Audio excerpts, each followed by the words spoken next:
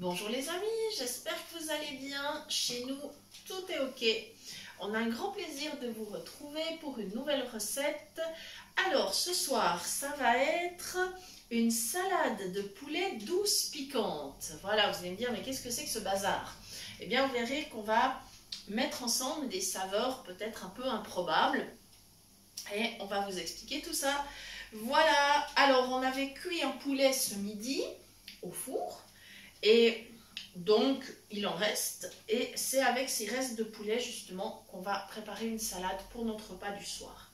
Voilà. Alors, c'est clair que j'aurais pu vous préparer un poulet avec une sauce mayonnaise, ananas et curry. Mais ça, c'est vraiment connu. Je pense que ça, vous savez faire. Et on a décidé d'innover un petit peu, de partir sur d'autres chemins. Surtout que on avait plutôt envie d'un menu un peu léger et de ne pas avoir le poulet nager dans la mayonnaise. Voilà. Alors, le petit bruit que vous entendez, ce sont des oignons qui sont en train de revenir dans un petit peu d'huile d'olive. Donc, j'en ai pris 2. J'ai épluché, émincé. Voilà. Donc, ils sont en train de revenir sur feu doux, comme ça, tout tranquille. D'ailleurs, je vais les remuer un petit peu. Voilà. Alors, le poulet au four, c'est pas compliqué à faire, mais simplement, c'est peut-être la découpe qui peut poser problème. Alors, ce que je vous conseille, si vous n'avez personne pour le faire à la maison, eh bien, demandez au boucher de le découper avant la cuisson. Et puis comme ça sera beaucoup plus facile. Et une fois qu'il est cuit et refroidi, il n'y a aucun problème par contre pour l'émincer, pour enlever les os, parce que s'il est bien cuit, ça se défait tout seul. Voilà. Aujourd'hui, c'est quand même Jean-Noël qui m'a aidé. Il avait envie de donner un petit coup de main, donc il s'est chargé d'émincer le poulet qu'il a déjà placé dans un saladier. Voilà, donc mes petits oignons comme ça, ils sont en train de revenir tranquillement. Voilà, je ne vais pas mettre le feu trop haut parce que dans ma recette, j'ai prévu d'ajouter des pommes. Voilà, ça c'est pour la douceur. Vous verrez que pour le côté piquant, il y aura d'autres ingrédients. Mes pommes, alors j'en ai 2. Voilà, parce que nous sommes que 2 ce soir, donc on ne va pas mettre trop non plus. Voilà, je les passe sous l'eau bien sûr. Alors, voilà. Pour les préparer... Alors, vous avez 2 solutions. D'abord, vous pouvez choisir de les éplucher ou pas. Moi, pour cette recette, je ne vais pas les éplucher parce que le petit côté un petit peu craquant de la peau, j'aime bien. Voilà, donc je ne vais pas les éplucher, mais vous pouvez le faire si vous souhaitez.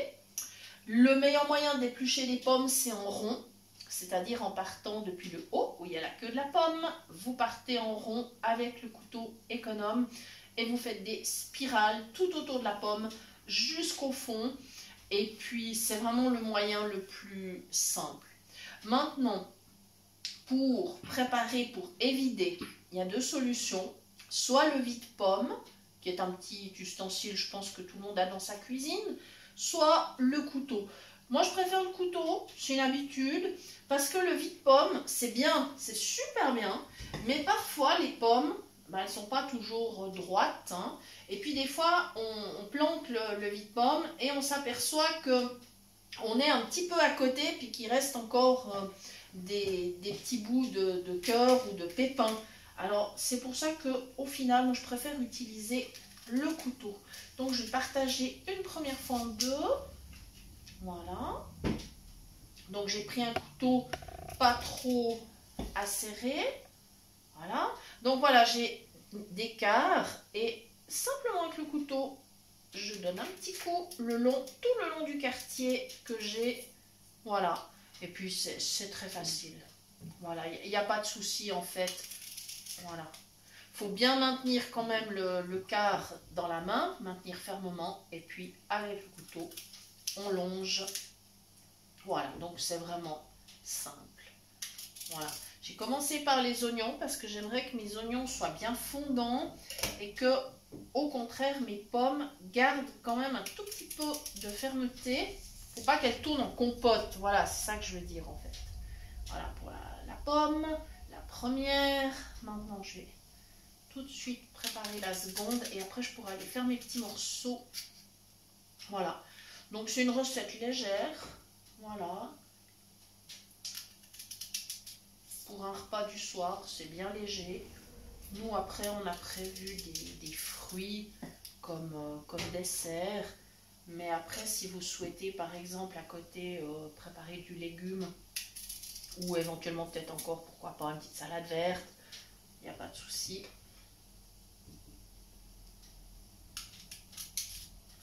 Voilà, j'ai presque terminé. Après, ah, ça c'est un pépin qui vient de tomber. Voilà.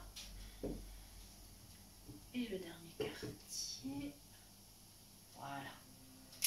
Ça y est. Donc maintenant, avec mes quartiers, je pars vers ma casserole.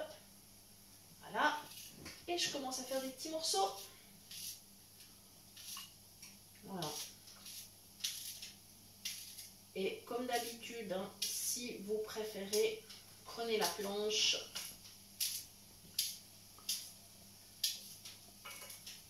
Voilà.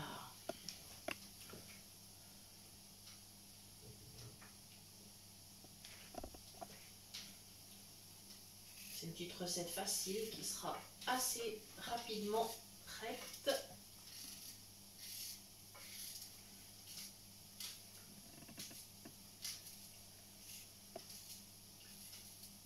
Alors le côté piquant sera donné d'une part par le gingembre. J'aime beaucoup le gingembre. Alors j'en ai des petits morceaux. Je vous donne une astuce parce que c'est vrai que le gingembre, c'est pas toujours évident. On en achète un morceau, on en utilise un petit bout dans un plat, et puis que fait-on du reste? Alors on a trouvé une astuce avec mon mari. On essaye d'acheter plutôt un gros morceau de gingembre. On épluche, on fait des tronçons et on met tout ça au congélateur. Comme ça, on en a toujours. Et puis en fait, ils ne s'abîment pas du tout. Les morceaux sont très vite dégelés. On n'a pas besoin de les sortir des heures à l'avance. Ils sont très très vite dégelés. Et comme ça, après, on peut les retrouver dans diverses préparations. Que ce soit des préparations salées ou sucrées. Voilà. Ceci, pour le moment, j'en suis toujours avec mes petites pommes.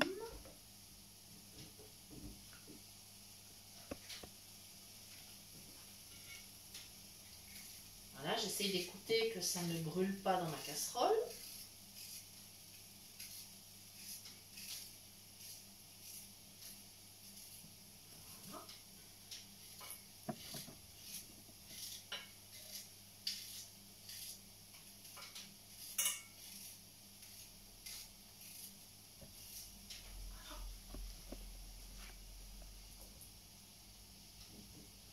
On avance plutôt bien.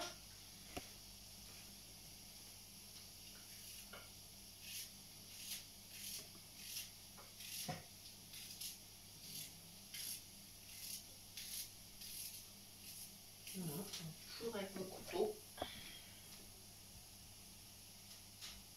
Voilà, la pomme, c'est un fruit intéressant dans le sens qu'on la trouve toute l'année, assez facilement. Mais il faut quand même savoir qu'une pomme contient l'équivalent de 4 morceaux de sucre. Sauf que bien sûr, c'est du sucre de fruits, donc qui est nettement moins nocif que le sucre blanc par exemple. Et elle a, malgré ça, une action bénéfique sur la glycémie. C'est toujours étonnant pour un produit sucré, mais voilà, c'est le cas. Elle a une action tout à fait bénéfique. Voilà, je vais voir s'il me reste encore de la pomme aussi. C'est bon. Hein, c'est bon. Voilà. Donc directement, je vais ajouter le gingembre. Voilà, il a déjà dégelé. Il a été sorti il y a un quart d'heure, 20 minutes comme ça. Je fais mes petits morceaux. Alors évidemment, si vous n'aimez pas le gingembre, c'est facultatif. Hein. Voilà. Ça va apporter une note un peu piquante. Mais on ne va pas s'arrêter là. Hein. On va pas s'arrêter là. On va vraiment faire une sauce qui a beaucoup de goût. Voilà. Le gingembre, c'est bien si vous avez un petit mal de gorge, par exemple, ou un début de rhume. Vous pouvez en cuire 2-3 morceaux, vous faites des petits cubes comme ça. Je vous garantis que le rhume met les voiles. Et puis évidemment, si ce n'est pas le cas, il faut consulter parce que voilà, si avec les remèdes de grand-mère on n'y arrive pas à un moment donné, il faut quand même se préoccuper. Mais voilà, alors ça, c'est une bêtise, en voulant donner un coup de patte, j'ai fait tomber ma spatule, bah c'est pas grave, je vais la laver.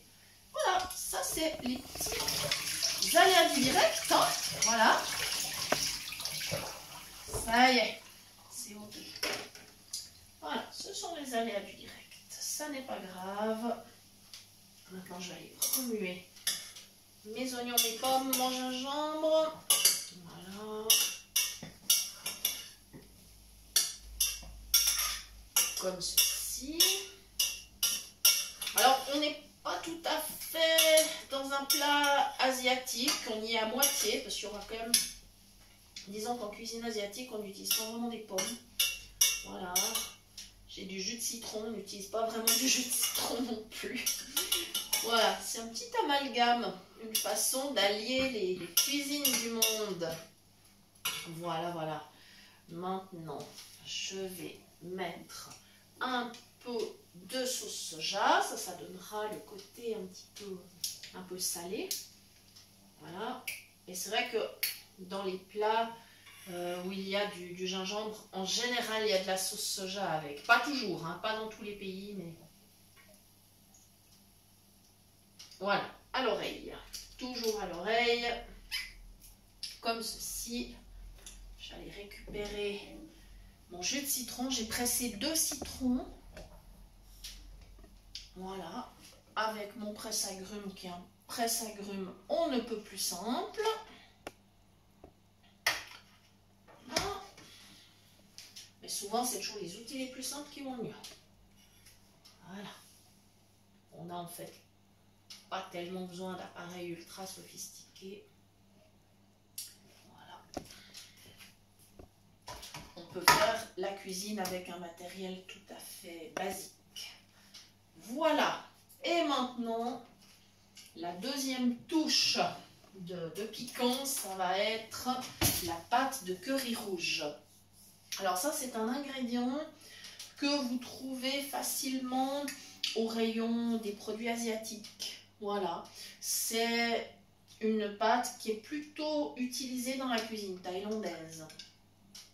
Voilà, et si vous n'en avez pas, c'est pas grave, vous pourriez tout à fait par exemple mettre du piment ou du sambal olek qui est par exemple une pâte de piment. Voilà, mais là c'est la pâte de curry rouge que j'ai choisie.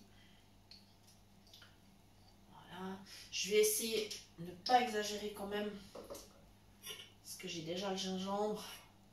Je vais m'en tenir à 1 cuillère à café. Hein. Soyons raisonnables. C'est très très fort. Hein. Vraiment très costaud. Par contre, c'est délicieux. Voilà.